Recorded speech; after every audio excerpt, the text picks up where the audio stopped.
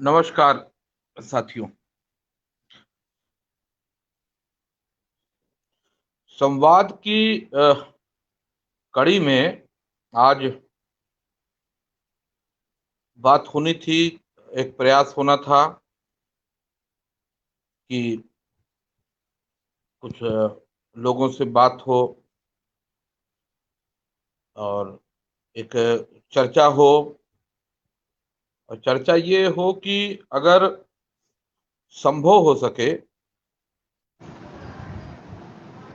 ये संभव हो सके कि कम से कम हम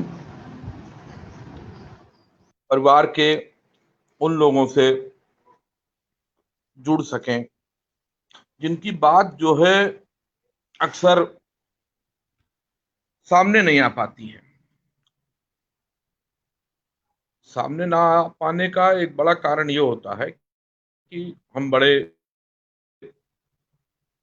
व्यस्तम जीवन शैली हो गई है सबकी। ज्यादातर भागम भाग रहती है।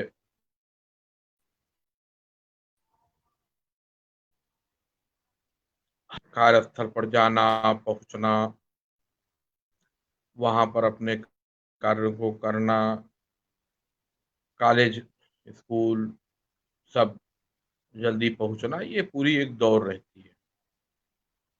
दौड़, बिल्कुल जिंदगी दौड़ती रहती है ना। अभी हमने महसूस किया, सारे लोगों ने देखा और महसूस किया कि इस भागम भाग भरी जिंदगी में एक ठहराव आ गया। और ये ठहराव हमारा वांछित नहीं था। ये अवांछित, हाँ, ये अवांछित जो है एक महामारी, वैश्विक महामारी आई जिसने हमारे जिंदगी में दस्तक दिया। हम समझ ही नहीं पाए, मानो समझ ही नहीं पाया कि इससे निपटना कैसे है, इससे जूझना कैसे, इससे बात कैसे करना है। लेकिन फिर भी पूरे, जिस तरह हम लोग परिवार में होता है, परिवार मुखिया होता है, किसी की कोई जिम्मेदारी रहती है, राज्य सरकारें होती हैं, हमारे भारत में सरकार है, सबका स्वास्थ्य मंत्रालय है, इसी तरह पूरे देश में जो है विश्व स्वास्थ्य संगठन है, WHO है। उसने कुछ इसके संदर्भ में दिशा निर्देश जारी करना शुरू किया, जो हमारे आपके सबके संज्ञान में विभिन्न माध्यमों से, मीडिया रिपोर्ट्स के हमारे सरकारों की गाइडलाइन से आए।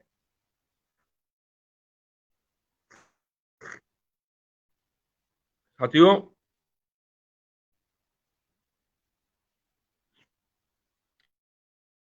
किसी ने भी ऐसे अदृश्य संकट की कभी कल्पना नहीं की होगी कि जो हमारे लिए जीवन का संकट बने, रोजगार का संकट बने, आर्थिक व्यवस्था को पूरा हिला देने वाला, झकझोर देने वाला बने,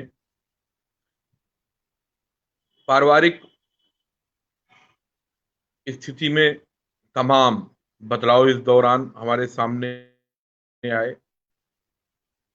जहां लोगों के पास घर पर रहने का समय बिल्कुल नहीं रहता था, बहुत कम रहता था, वहां लॉकडाउन के ऐलान के बाद सारे लोग एक तरह से घर की चार दीवारी में सिमट के रह गए। था तो ये कि बहुत जरूरी हो तो आपको सामग्री लेने जाना है, खरीदने जाना है, करना है, लेकिन बहुत से लोगों ने जो है इसको गैर जरूरी समझा, निर्देशों को, WHO के निर्देशों को, स्वास्थ्य मंत्री के, भारत सरकार स्वास्थ्य मंत्री के निर्देशों को उतना गंभीरता से नहीं लिया। परिणाम हमारे आपके सामने है। कहीं ना कहीं समाज के बड़े वर्ग से, हमसे, आपसे जाने अनजाने चूक हुई है, भारी चूक हुई। अभी सरकार की बात नहीं कर रहे हैं। सरकार की बात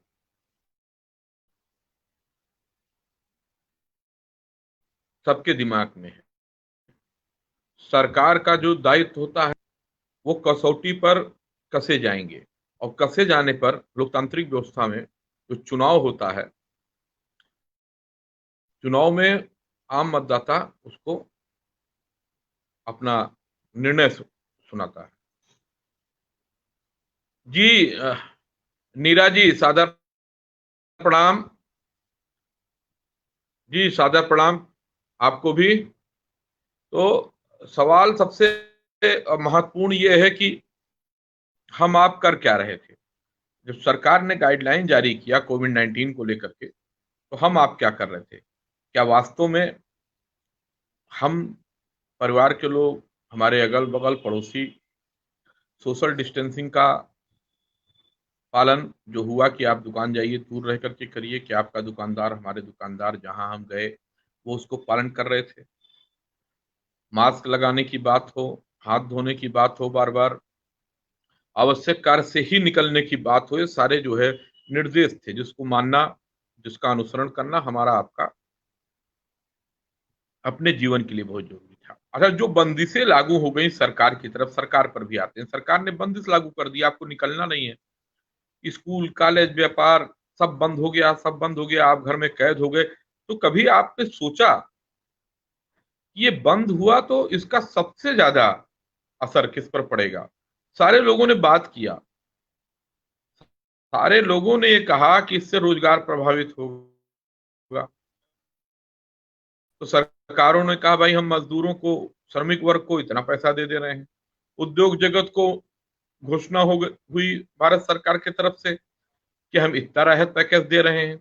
अब उस राहत पैकेज में बात होनी चाहिए और हो भी रही है कि वो ऐसा है, कम है, इतना नहीं मिला जितना मिलने का दावा हो रहा है, तमाम तरह की बात।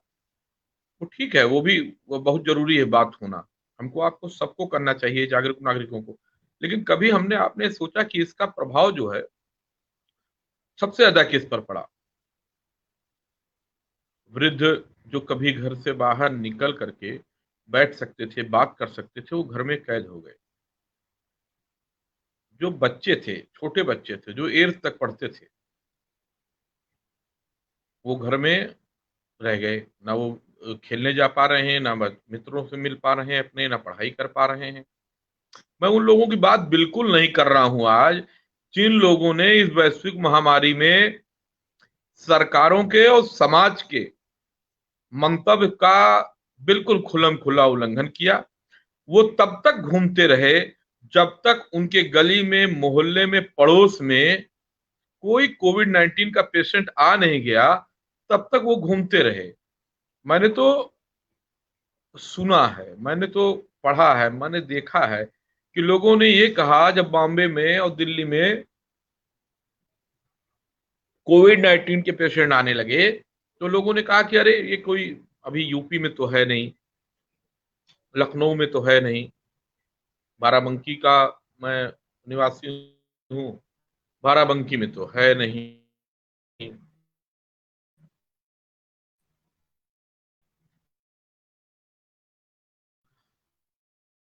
और फिर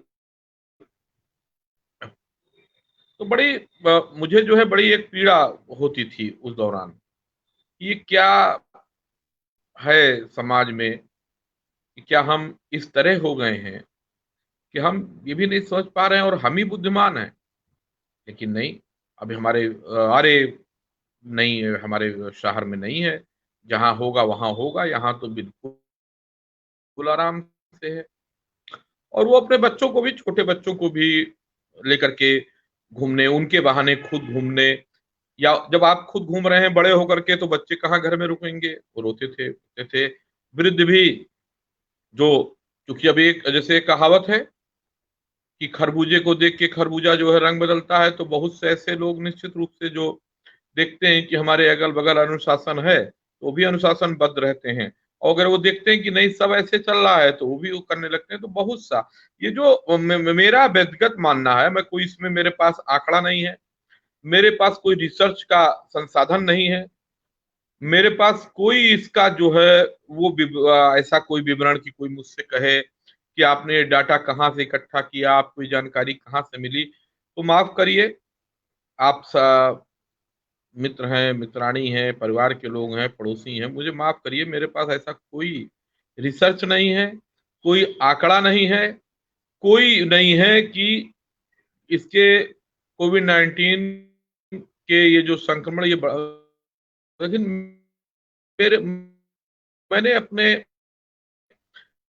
आंखों से देखा है, मैंने अपने कान हुए उस आयोजन में एक से एक महानुभावों को, एक से एक जिम्मेदार लोगों को यहाँ, अब इससे आगे मैं नहीं कह सकता हूं कि महामहिम राज्यपाल महोदया के कार्यक्रम में भी अगर उपस्थित जन, जिसमें कौन होगा, माननीय मंत्री थे, सांसद थे, विधायक गण थे, जिला प्रशासन, और वहां पर महामहिम राज्यपाल मौजूद हों और उत्तर प्रदेश सरकार गाइडलाइन जारी कर रही है कि आपको मास्क रखना है, ये नाक नाक और मुंह बंद रखना है, ऐसा मास्क आप लोग रखना है, दूर रहना है सार्वजनिक कार्यक्रमों में, और वहां पर जिम्मेदार जनप्रतिनिधि हमारे विधायक, मंत्री, और वो मास्क नहीं लगाए, लगाए भी हैं तो किसी ने ठुड्डी को बंद रखा है, किसी ने केवल नाक ये बंद कर रखा है और नाक खुली है, बहुत है तो ये है, कुछ उसमें लोग जैसे महामहिम पूरा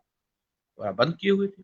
तो ये बड़ी हम लोगों ने लापरवाही की है, जहां तक मेरा मानना है, और इसी लापरवाही का, हमारी गैर जिम्मेदाराना हरकत का, व्यक्ति व्यक्ति की नतीजा ये हुआ कि ये बहुत तेजी से फैला और ये रुक नहीं पाया, ये इसकी जो चेन बार बार टूटने की बात प्रधानमंत्री जी ने कही कि हमको इसका कोविड-19 का इसका चेन तोड़ना है, इसका हमें प्रयास करना है, तो ये इसीलिए नहीं टूट पाया, मेरा ये मानना है, क्योंकि हमने उसको तोड़ने की दिशा में जो हमें अपने को सीमित करना था कि हम किसी से मिले ना, क्योंकि अब किसी से मिल रहे हैं और फिर वो अगर संक्रमित है तो हमारे आ रहा है, फिर किसी को हो जा रहा है, फिर वो सिलसिला बंद नहीं होना था।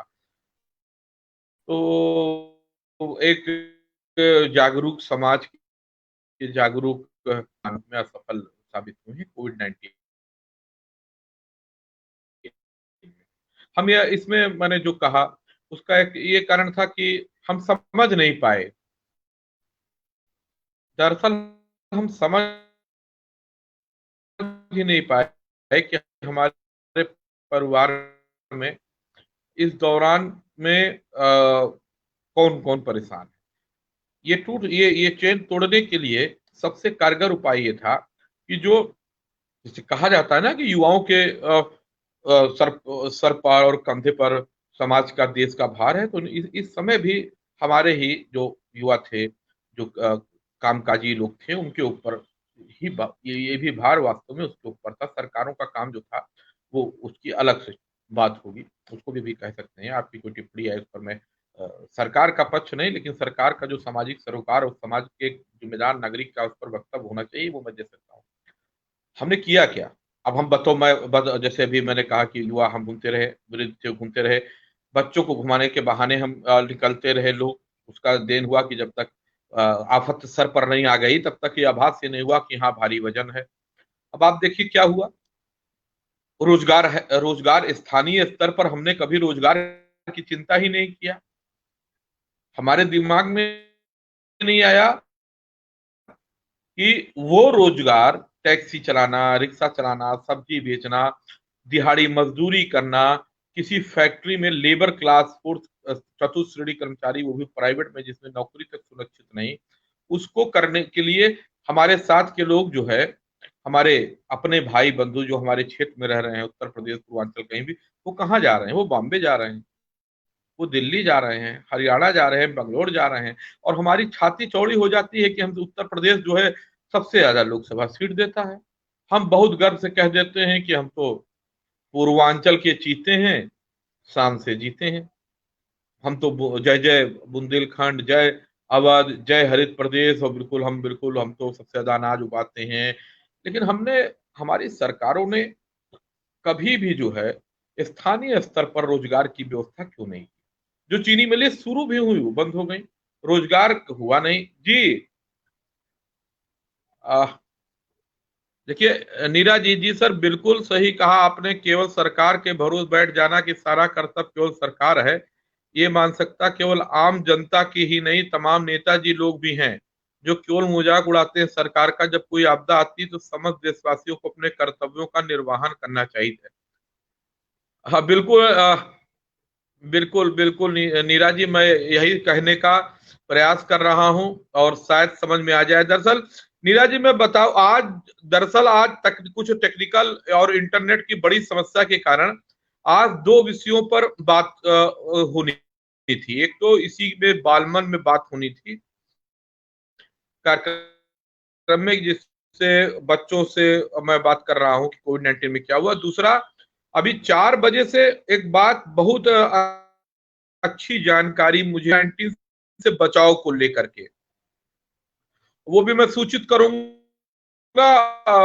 अभी तो इंटरनेट ठीक हो गया है, तो उनसे संपर्क करके कोशिश करूंगा जल्दी वो दो बालमन के कार्यक्रम में, और ये दोनों को मैं जोड़ने का प्रयास। मैं यही कह रहा हूं कि सरकार ने जो निर्देश, दिशा निर्देश जारी किए थे, हमने समाज के जागरूक नागरिक के नाते पालन नहीं किया नीरज जी। मैं बहुत भारी मन से, दुखी मन से, क्योंकि मैं शायद आपको जानकारी है ही, मैं तो वो मतलब मैं वो व्यक्ति हूं, मैं बिल्कुल कि जो मतलब घर से 8 घंटे 10 घंटे बाहर रहना, घूमना, समाज में रहना, ये मुझे याद है मैं 89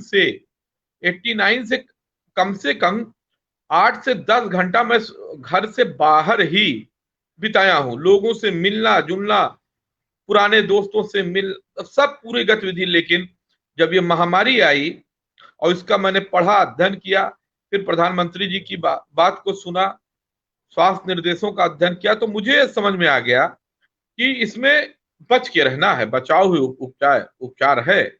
और जितना लोग बचाव कर ले जाएंगे, जो ये कहा जा रहा है कि इसकी चेन तोड़नी है, अगर वास्तव में चेन टूट गई तो हम कुछ सुकून से रह लेंगे, नहीं तो बहुत आफत हो जाएगी। खैर, लॉकडाउन लगा, अब उसमें श्रमिक वर्ग को लोगों ने घर घर वापसी, चलो घर वापसी के लिए हुआ, और सरकार ने कहा कि नहीं, अभी आप जहां हैं वहां रहिए। नहीं माने लोग, उन्होंने कहा नहीं, हम यहां नहीं रह सकते हैं, बड़ी दिक्कत है।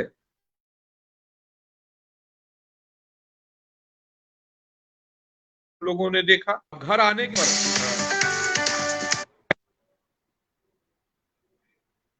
घर आने के बाद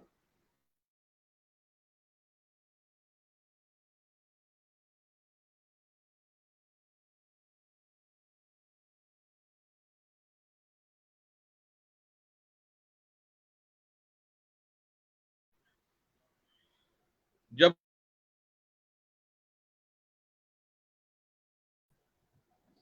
देखिए, है क्या कि कुछ फोन आने के कारण डिस्टर्ब हो जा रहा है, सब बाधाएं होती हैं। जब घर वापसी शुरू हुई श्रमिक वर्ग की, हमारे अपने भाइयों की थी, तो उनके दिमाग में ये, उनका ये कहना था आया कि हम यहाँ रह के क्या करेंगे, बड़ी दिक्कत है, हम घर रहेंगे, अब यहाँ काम काज होना नहीं। लोग आ गए, जो भी मुसीबत तय तय करके लोगों ने मदद किया,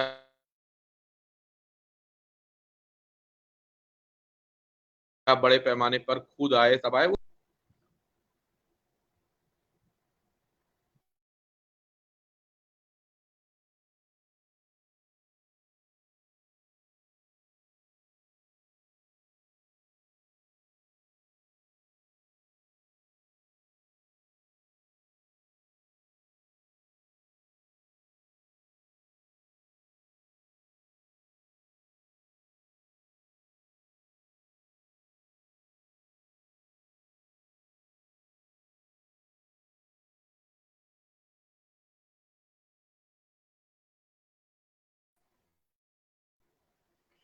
ये है कुछ फोन आ रहे हैं, उसके कारण दिक्कत हो जा रहा है।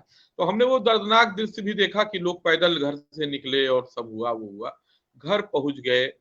जो भी सरकार ने व्यवस्था किया, सैनिटाइजर का छिड़काव किया, तब से लगातार कितने दिन हो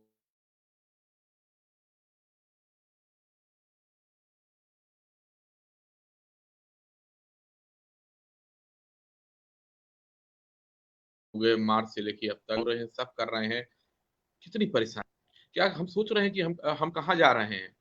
समाज के एक नागरिक के रूप में हम कहाँ जा रहे हैं? हमारी हमारी जिंदगी क्या होनी है?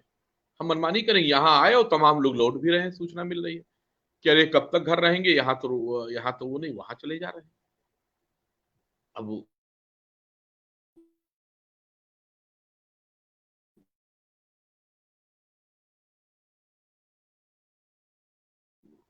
अब ये श्रमिक वर्ग का हाल रहा। तमाम इतने लाख लोगों को हम उत्तर प्रदेश में ही मैं उत्तर प्रदेश की ही ये बात विशेष कर, यहाँ पर इतने लोगों को रोजगार उपलब्ध करा देंगे, ये कर देंगे, और लोग जा रहे हैं। अब तबाह है लोग। अब मैं तो एक मुद्दा और देखिए, फीस, स्कूल बंद है, ऑनलाइन पढ़ाई की बात हो रही है। मैं बात कर रहा हूँ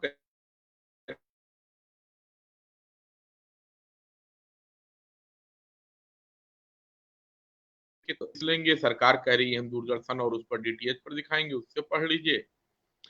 प्राइवेट भी स्कूल कह रहे हैं हम फीस लेंगे, बच्चे को पढ़ाएंगे, आप ऑनलाइन हो, फीस लेंगे नहीं, नाम काट देंगे, कर देंगे।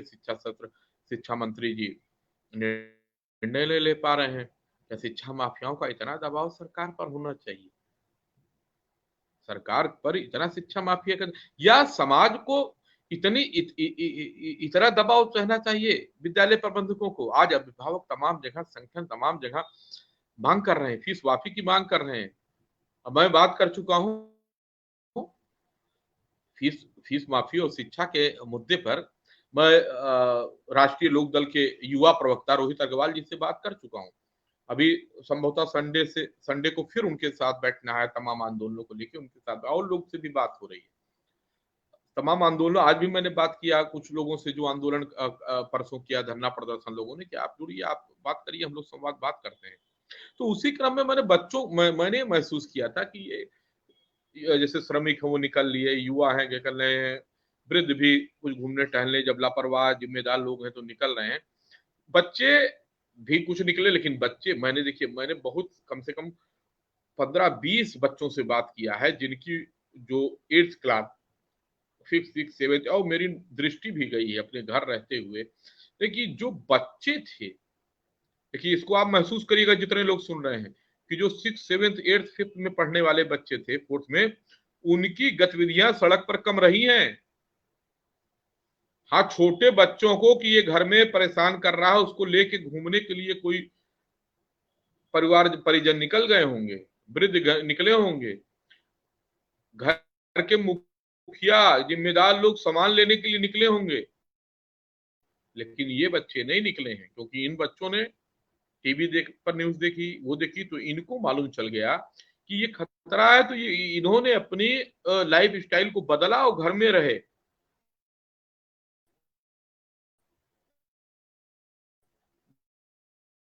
घर में सब उन्हें डाल दिया गया कि आप ऑनलाइन पढ़ाई करोगे,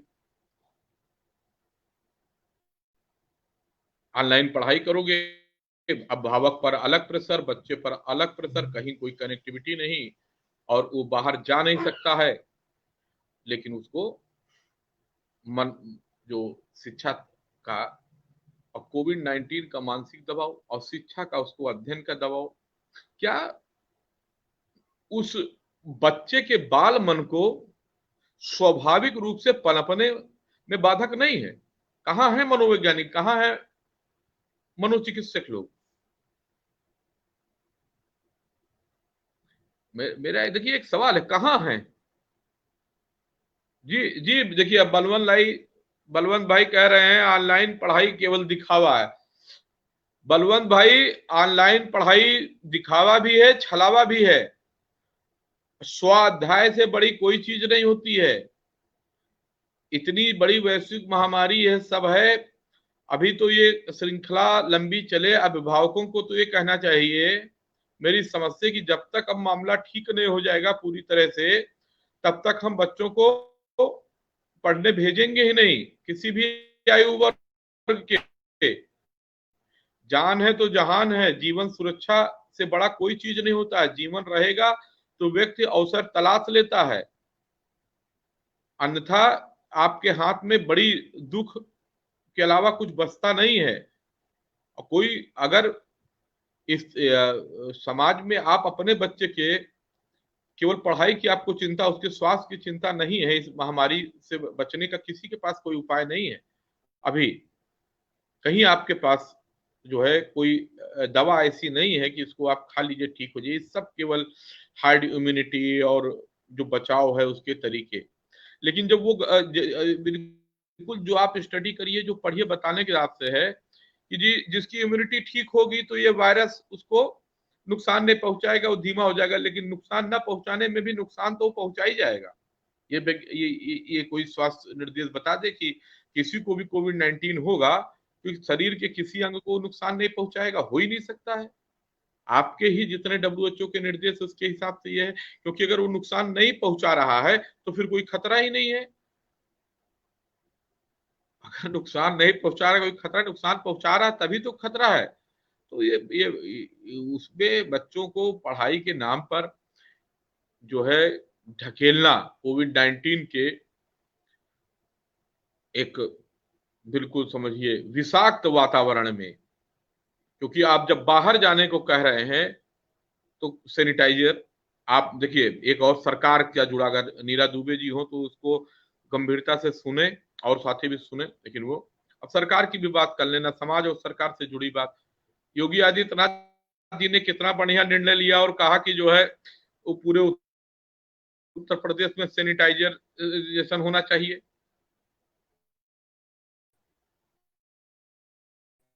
सारे जो है जगह पर फॉगिंग होनी चाहिए जिससे संचार और रोग ना पनपे। ईमानदारी से जो है समाज के लोग, जागरूक लोग सोच लें, सभासद सोच लें, हमारे सभासद सोच लें, नागरिक सोच लें और बतावें कि कब सैनिटाइजेशन हुआ। हफ्ता हफ्ता 10 कुछ मतलब मुख्यमंत्री के निर्देशों का उल्लंघन नौकरशाही और जो कार्यपालिका के लोग हैं वो कर रहे हैं। कहां तक कोई शिकायत करे? पत्रकार, तमाम पत्रकारों को कोविड-19 का शिकार होना पड़ा लखनऊ के, उन्होंने कहा बढ़िया है, तमाम आया कि खराब है।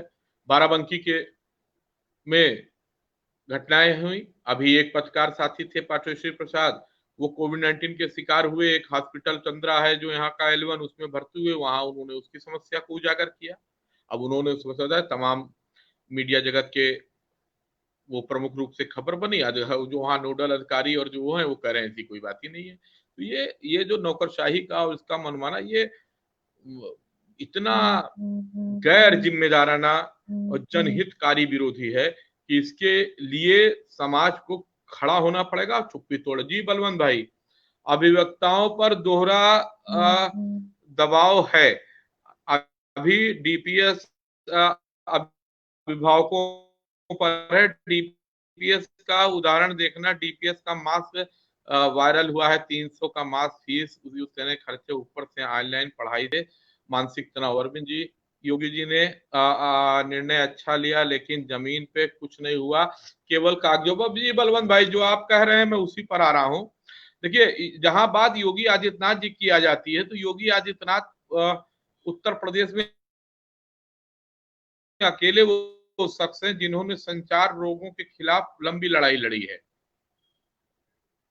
मस्तिष्क ज्वर की जो लंबी लड़ाई उन्होंने पूर्वांचल के क्षेत्र में मस्तिष्क ज्वर के निपटने के लिए लड़ी है, बतौर गोरखपुर में बतौर उत्तराधिकारी पीठ के, बतौर सांसद, उसके मुकाबले अभी तक किसी ने काम नहीं किया। मुख्यमंत्री बनने के बाद भी लगातार वो संचार रोगों के प्रति कारगर हैं कि उसको कैसे खत्म किया जाए, जागरूकता अभियान से लेकर के। उसी उसी कड़ी में योगी आदित्यनाथ जी का निर्णय आया था कि आप इसको फॉगिंग करिए, सैनिटाइजेशन करिए। नहीं कर रहे हैं अधिकारी। और अधिकारी ही नहीं, जो हमारे चुने हुए प्रतिनिधि हैं, सभासद हैं, नगर पालिका अध्यक्ष हैं, विधायक हैं, वो वो वो भी नहीं कुछ उसमें। देखिए, बड़े ये बड़ी विकट और दुखद स्थिति है। लेकिन मैं फिर ये सब सारे नौकर साहब लिखते रहते हैं, बात होती है। अभी देखिए, आज आज जो हमारी जो डिबेट होती थी, जो तकनीकी कारण से नहीं हो पाई, वो दो डिबेट में एक थी बालमन की। बालमन ये था कि कोविड-19 में जो बच्चे 8 तक के हैं उनके मन की बात लाने का प्रयास जगह जगह से कितना जो दबे, मतलब वो अपने को कितना मतलब होता ना संकोच और बढ़ गया, कम हो गया, वो टूटे संकोच। और दूसरा कोविड 19 से उपचार। अब जब हम बाहर निकल रहे हैं, अनलॉक हो रहा है, तो वो इन्फेक्शन से कैसे बचा जाएगा, कैसे ऑक्सीजन की कमी से कैसे बचा जाएगा, हीट से कैसे, क्योंकि ये तो केमिकल भी मिला हुआ है। तो ये सारे से निदान के लिए मुझे कहीं से कुछ जानकारी मिली कि कोई ऐसी कंपनी है, कुछ है, लोग हैं जो दावा कर रहे हो, तमाम जगह उनके प्रोजेक्ट। तो मैंने ये सोचा कि मैं बात करूं उनसे और यूपी के लिए बात करूं, पूरा उनका पहले तो समझूं, आपके प्रश्न आए उस संदर्भ में कि वो जो कह रहे हैं, जो उनका दावा है, जो वो अपनी बात कह रहे हैं कि हम ऐसे कोविड-19 के इस संकट काल में जब अभी खुलेगा, तभी लगातार जो सैनिटाइजेशन की प्रक्रिया है केमिकल से नहीं करके, तो उस पर हम बात करना चाहता था, नहीं हो पाया तकनीकी कारण। प्रयास होगा और फिर बात होगा, और ये जरूर करेंगे। कल हम हमारी जो निर्धारित है डिबेट्स वो होंगी 11 बजे से भी, 4 बजे से भी। और कल संभवतः मैं अभी एक सेकंड में देखता हूँ कि कल क्या है प्रोग्राम, वो देख करके क्या, और जिससे आप रहिए। कल 11 बजे बुंदेलखंड से, बुंदेलखंड राष्ट्र समिति, बुंदेलखंड राष्ट्र समिति से पत्रकार साथी तारा पाटकर जी, जो उस आंदोलन को चला रहे हैं, उनसे संवाद होगा, बातचीत होगी। दूसरी, साहू समाज के साथी दिल्ली से जुड़ेंगे शाम को 4 बजे, अविनाश साहू जी, जिनसे जो है वार्ता होगी समाज और सरोकार विषय पर। तारा पाटकर जी से छोटे राज्य जरूरी क्यों, बुंदेलखंड की बदहाली, वहां पर कोविड-19 के दौर सरकार, और इनसे अविनाश साहू जी से शाम को 4 बजे।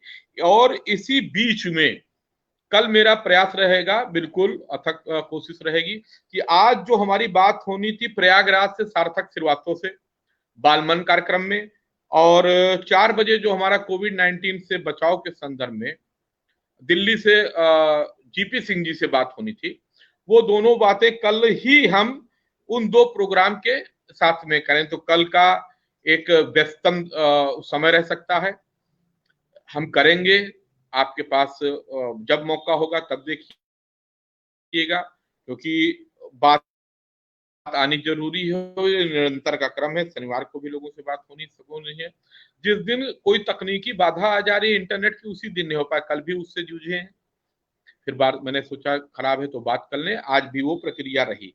आज लगातार हुआ 1 बजे से तकनीकी और इंटरनेट क्या, और अभी 5 बजे कुछ राहत मिली, तो मैंने कहा कि अपना ही संदेश दे दिया जाए, करें। तो कल हम लोग जुड़ेंगे, आपके पास जब समय होगा तब आप होगा।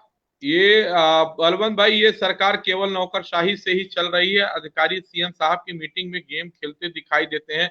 बलवंत भाई, ये देखिए जो आपने गेम खेलने वाली टिप्पणी किया, ये जो इसकी जो मैं थोड़ा सा बता दूं, जो तथ्यात्मक है, ये वो फोटो क्या बोलते हैं, फोटो साफ करके कर दिया गया था।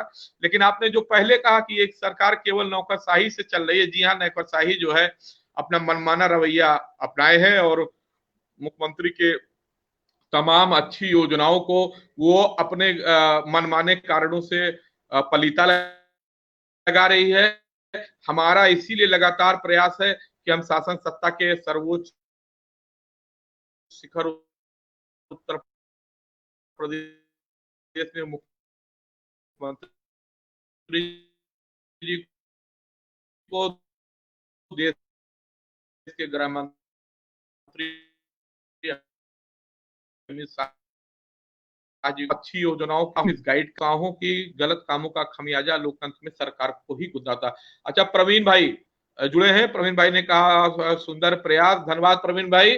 और जय बुंदेलखंड, जय उत्तर प्रदेश, जय पूर्वांचल, जय हिंद। हम लोग कल मिलेंगे साथियों, और जरूर मिलेंगे। और जिन लोगों से आज बात नहीं हो पा रही है, उस समय में हम बीच में उन प्रोग्राम्स को भी लिखेंगे।